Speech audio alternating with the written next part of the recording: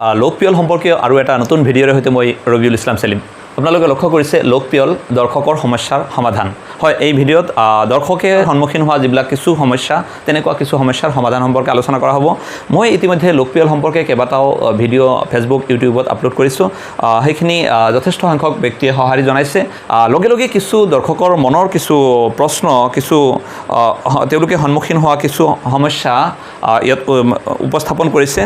তেনেকুৱা কিছু সমস্যা এই ভিডিঅ'ত কিছু আলোচনা কৰিবলৈ লোৱা হৈছে। প্ৰথমতে এটা সমস্যা বাছি লৈছোঁ। এইটো হৈছে মনচুৰ আলীয়ে লিখিছে কমেণ্টত, দাদা মোৰ 3টা ল'ৰা, এটা মোৰ লগত আৰু 2টা বেলেগে থাকে, কিন্তু ঘৰ নম্বৰ একেটা, অলপ জনাবচোন। হয়, মই ইয়াৰ পৰা অনুভৱ কৰিছোঁ ঘৰ নম্বৰ একেটাই হৈছে, অৰ্থাৎ হয়তো পূৰ্বৰ চেঞ্চাছৰ নাইবা ভোটাৰ লিষ্টত ঘৰ নম্বৰ একেটাই। তো এই সমস্যাৰ সমাধান কি? যে ভোটাৰ লিষ্টৰ লগত পূৰ্বৰ ভোটাৰ লিষ্ট বা পূৰ্বৰ চেঞ্চাছৰ ঘৰ নম্বৰৰ লগত বৰ্তমান চেঞ্চাছৰ কোনো সম্পৰ্ক নাই। যিহেতু বেলেগকৈ থাকে, যদি পৃথকে ৰন্ধা খোৱাৰ ব্যৱস্থা, তেতিয়াহ'লে নতুন ঘৰ নম্বৰ পাব, পৃথককৈ লোকপিয়ল কৰাব। পিছৰ সমস্যালৈ আহিছোঁ। মুস্তাফিজুৰ ৰহমান তেখেতে লিখিছে, সুন্দৰ পদক্ষেপ। যদি পিতৃ মাতৃৰ মৃত্যু হৈছে তেন্তে ঘৰৰ মুৰব্বী কাৰ নাম দিব লাগিব? হয়, যদি পিতৃ মাতৃৰ মৃত্যু হৈছে তেতিয়াহ'লে মুৰব্বী নিশ্চয় আপুনি মুস্তাফিজুৰ ৰহমান আপুনিয়ে হ'ব, অৰ্থাৎ ঘৰৰ যিয়ে মুৰব্বী বৰ্তমান তেওঁই মুৰব্বী হ'ব। এই মুৰব্বীৰ ক্ষেত্ৰত স্পষ্ট কোৱা আছে লোকপিয়লৰ যি হেণ্ডবুকত, যে মুৰব্বী কোন হ'ব, কেৱল বয়সস্থ মানুহ হ'ব লাগিব তেনেকুৱা কোনো কথা নাই। ঘৰৰ ব্যক্তিসকলে, অন্যান্য পৰিয়ালৰ সদস্যসকলে যাক মুৰব্বী বুলি গণ্য কৰে, যাৰ কথা মানে বা যিয়ে ঘোষণা কৰিব, তেওঁই মুৰব্বী। নেক্সটত আহিছোঁ অনামিকা বৰ্মন। অনামিকা বৰ্মনে লিখিছে, আমি ইমান দিন বেলেগ ঠাইত আছিলোঁ, মানে কোৱাৰ্টাৰত আছিলোঁ, এতিয়া হঠাৎ বেলেগত আহিলোঁ। বেলেগ ঠাইত এতিয়া নিজা ঘৰ দিম নে ভাড়া দিম? ডকুমেণ্টবোৰ আগৰবোৰে আছে। ডকুমেণ্ট আগৰবোৰে আছে। মই প্ৰথমে কৈছোঁ যে ডকুমেণ্টৰ লগত ইয়াত বিশেষ সম্পৰ্ক নাই। আগতে যিহেতু কোৱাৰ্টাৰত আছিল, এতিয়া যিহেতু নতুন ঘৰত আহিছে, এতিয়া বৰ্তমান নিগাজিকৈ য'ত থকা আৰম্ভ কৰিছে তাতে আপোনাৰ লোকপিয়ল কৰাব। ডকুমেণ্ট যদি অন্য ঠাইত আছে সেইটো মেটাৰ নকৰে। নেক্সট আহিছোঁ আৰু এজনে লিখিছে, উদ্ধৱ সূত্ৰধৰ।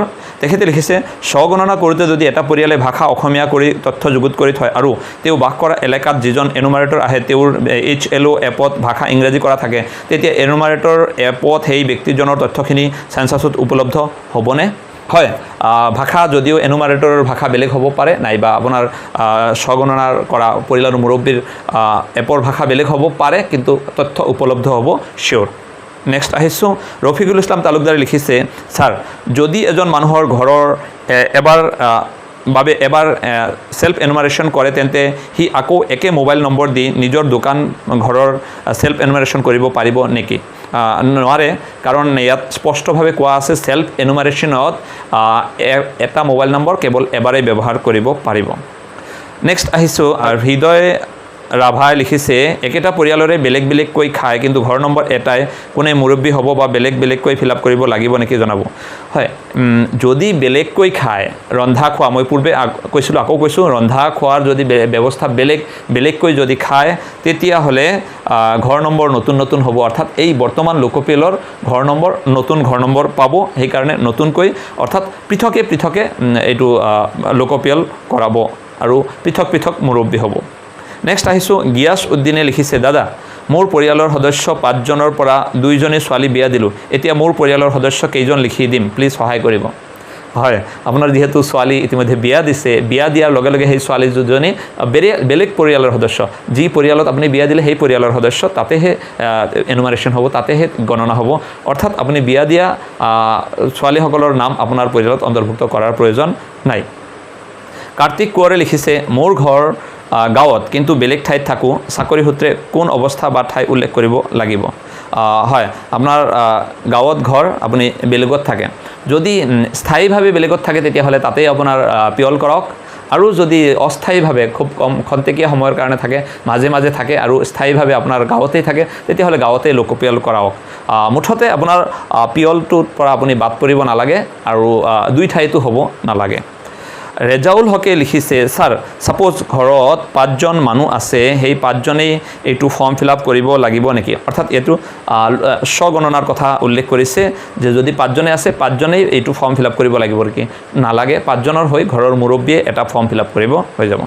নেক্সট সাদেক আলিয়ে লিখিছে ৰবিউল ছাৰ আপুনি এডভাইচ দিয়া ভিডিঅ' চালোঁ কিন্তু এটা কথা আমি এই কাম সেলফ কৰিব লাগিব নে door to door census officer আহিব সেলফ এনুমাৰেশ্যন যেটো অৰ্থাৎ স্বগণনা এটো আপুনি নিজে ইচ্ছা আপোনাৰ ইচ্ছা আপুনি কৰিবও পাৰে নকৰিবও পাৰে এটো কম্পালসৰি নহয় সেলফ এনুমাৰেশ্যন অৰ্থাৎ স্বগণনা কৰিব পাৰে নকৰিব পাৰে কিন্তু আপোনাৰ ঘৰত এনুমাৰেটৰ অৰ্থাৎ গণনাকাৰী আহিবই আপুনি যদি ইচ্ছা কৰে যে নিজে কৰিব পাৰে নাইবা এনুমাৰেটৰৰ কাৰণে থৈ দিব পাৰে নেক্সট আব্দুল ৰহিমে লিখিছে ভেৰি গুড আৰু এটা কথা যদি ঘৰৰ পৰিয়ালৰ কোনো বা বাহিৰত থাকে আহিব লাগিব নেকি বা এজন থাকিলেও হ'ব ঘৰৰ কোনোবা পৰিয়ালৰ সদস্য কোনোবাই হয়তো বাহিৰত খন্তেক সময়ৰ কাৰণে থাকিব পাৰে কিবা কাৰণত বাহিৰত থাকিব পাৰে পৰিয়ালৰ মুৰব্বী বা পৰিয়ালৰ আন সদস্যসকলে ঘোষণা কৰি ফৰ্ম ফিল আপ কৰিলে হৈ যাব ইয়াত সকলো সদস্যই যে শৰীৰে উপস্থিত থাকিব লাগিব তেনেকুৱা কোনো কথা নাই নেক্সট আদিত্যনাথ অসমে লিখিছে এইবোৰ কাম নকৰিলেও কোনো কথা নাই চৰকাৰী মানুহে ঘৰে ঘৰে আহি কৰি যাব হয় অৱশ্যে ঠিকই আদিত্যনাথ অসমে লিখিছে এটো অৰ্থাৎ স্বগণনাৰ কামখিনি আপুনি অনলাইনত নকৰিলেও চলিব বুলি লিখিছে এনুমাৰেটৰ যেহেতু গণনাকাৰী যেহেতু ঘৰে ঘৰে আহিব তাৰ পৰাও হৈ যাব এই ধৰণৰ আৰু বহুতো প্ৰশ্ন বা সমস্যা কমেণ্টত আহিছে কিন্তু সকলো সমস্যাৰ সমাধান ইয়াত দিব পৰা সুবিধা হোৱা নাই ভিডিঅ' যথেষ্ট দীঘলীয়া হৈ যাব পৰৱৰ্তী সময়ত আৰু ভিডিঅ' যোগে সমাধান দিবলৈ চেষ্টা কৰিম ধন্যবাদ